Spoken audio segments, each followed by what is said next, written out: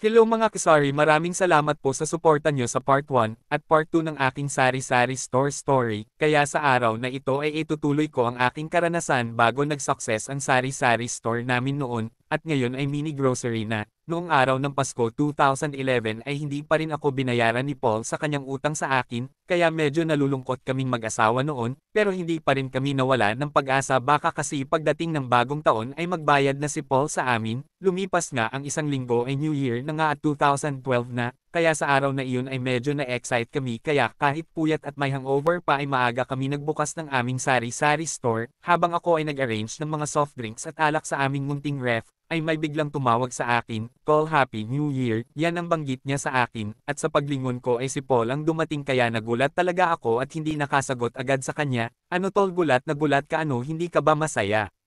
Yan ang tanong niya sa akin, "Ay tol, sorry, kala ko kasi nakalimutan mo na ako, ano ka ba, parang hindi naman tayo mag-best friend niyan. Pasensya ka na, ngayon lang ako nagpakita sa'yo dahil nahiya kasi ako pag wala akong pambayad sa'yo, ibig sabihin nagpakita ka ngayon. Ay magbayad ka na." Yan ang pabirong tanong ko sa kanya, kaya nga ako pumunta ngayon kasi alam ko kailangan mo na ang pera mo, kaya babayaran na kita ngayon at patubuan ko na lang tol, nakakahiya na kasi, "Ano ka ba tol, huwag mo na tubuan, okay lang naman yun sa amin kasi hindi pa naman namin ginagamit ang pera, pero baka itong 2012 ay simulan na namin na mag-mini grocery tol, subukan lang namin kung lalago ba." Ngayon pa lang tol ay congratulations na. Alam ko na mag-success yan, ikaw pa, yan ang sambit ni Paul sa akin, at niyaya ko ito na kumain muna, "Halika, pasok, kain muna tayo, marami pang natira sa handa namin kagabi, para pag-usapan na rin natin ang buhay mo ngayon." Habang kami ay nasa hapagkainan ay tinanong ko ito tungkol sa kanyang buhay sa loob ng isang taon na hindi kami nagkita. "Tol, kumusta ka nga pala, mukhang ang laki ng pinagbago mo ngayon." "Oo nga tol, kung hindi dahil sa'yo hindi ko ito magagawa, maraming salamat sa lahat ng payo at pag-alalay ng pinansyal noong walang-wala ako, alam ko kung wala ka noong time na yun ay wala ako ngayon sa harapan mo, baka nasa kulungan ako ngayon, kaya napakaswerte ko na ikaw nagiging kaibigan ko tol." Yan ang sambit niya sa akin na medyo maluha-luha ang mga mata. Ay naku tol, wag mo na isipin yun, ang mahalaga sa akin ngayon nagbago ka na at sana ay totoo na yan. Napakalaking achievement ang nangyari sa buhay mo ngayon 2012, kaya ang wish ko sa'yo ay sana magtagumpay ka sa mga plano sa buhay. Kung may problema ka, nandito lang ako, basta huwag mo na ulitin yun ang nakaraan, halimbawa kung ginawa mo pa ulit yun, kalimutan mo na ang pagkakaibigan natin. Dahil wala ka nang maasahan pa na tulong galing sa akin, yan ang sambit ko sa kanya, at sumagot naman ito sa akin, "Aray ko po, grabe ka naman, ang sakit mo magsalita tol, sermon agad." Joke lang. Oo naman, ikaw na ang idol ko ngayon, promise totoo na ito, at doon nga naputol ang aming usapan dahil nagpaalam na ito aalis na, "Mauna muna ako tol kasi dadalawin ko muna ang aking lolo Pablo para mabigyan ko rin na pamasko." "Oo sige tol, ingat sila sayo." Yan ang biro ko sa kanya. Sa pag-alis ni Paul ay medyo nakaramdam ako ng lungkot dahil hindi kagaya noon lagi kami nag-uusap, pero okay lang kasi nakita ko naman na mukhang seryoso na ito na magbagong buhay. Lumipas ang ilang araw ay kinausap ko aking asawa tungkol sa plano namin noon na i-upgrade ang aming sari-sari store, gawing mini grocery. "Maano na plano mo ngayon, itutuloy ba natin ang mini grocery?"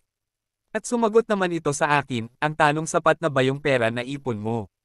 At gusto ko hahanap tayo ng ibang pwesto yung malapit sa palengke, kasi mas maraming tao doon at madali makilala ang ating tindahan. Meron pinarentahan 25,000 isang buwan at may deposito ito na 1 month. Medyo malaki na pwesto na yun, kaya lang kailangan natin ng 50,000 para sa pwesto." Yan ang sambit sa akin ng asawa ko. "Teka lang, upa pa lang yun sa pwesto, mukhang maubos na ang pera natin." Yun nga ang ibig kong sabihin, baka yung ipon natin ay mapupunta lang sa upa ng pwesto. Teka lang, magkano na nga ba pera natin dyan? Mukhang hindi pa yata sapat yan, buti kung meron na tayong sariling pwesto. Yan ang sambit ni Mrs. sa akin. 180,000 pa lang ito, mukhang kukulangan nga. Pero subukan pa rin natin mag-canvas sa labas kung magkano nga ba kung halimbawa tayo ay mag-wholesale price, wala namang masama, diba? Yan ang sabi ko sa kanya. Kinabukasan nga ay agad kami nagtungo sa mga bilihan ng mga stock na malaki ang discount.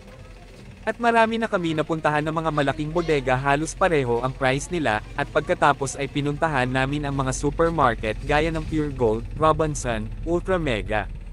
At pag-uwi namin sa bahay ay kinampara namin ang presyo nila at mukhang hindi namin talaga kakayanin kung ang mga supermarket ang maging kalaban namin, kaya sa araw na iyon ay medyo malungkot kaming mag-asawa dahil ay mukhang hindi namin kakayanin ang ganong negosyo dahil sa kulang na sa puhunan, kulang pa sa kaalaman kung paano mag-wholesale at wala pa talaga kaming idea noon. Lumipas na isang gabi ay medyo napupuyat ako dahil sa kakaisip kung paano kami magsimula ng mini grocery. Gusto ko kasi matupad agad ang pangarap ng aking mahal na asawa na magkaroon ng mini grocery. Kaya lang mukhang hanggang panaginip na lang yata ang lahat, hanggang dito lang muna ang topic ngayon mga kasari na gustuhan mo ba? Huwag mo naman kalimutan mag-subscribe at paki-like na rin para lagi kang updated kung may bago akong upload about sari-sari store business. Maraming salamat po. God bless everyone. Abangan ang part 4 sa aking kwento kung paano nag-success ang aming sari-sari store. See you next video.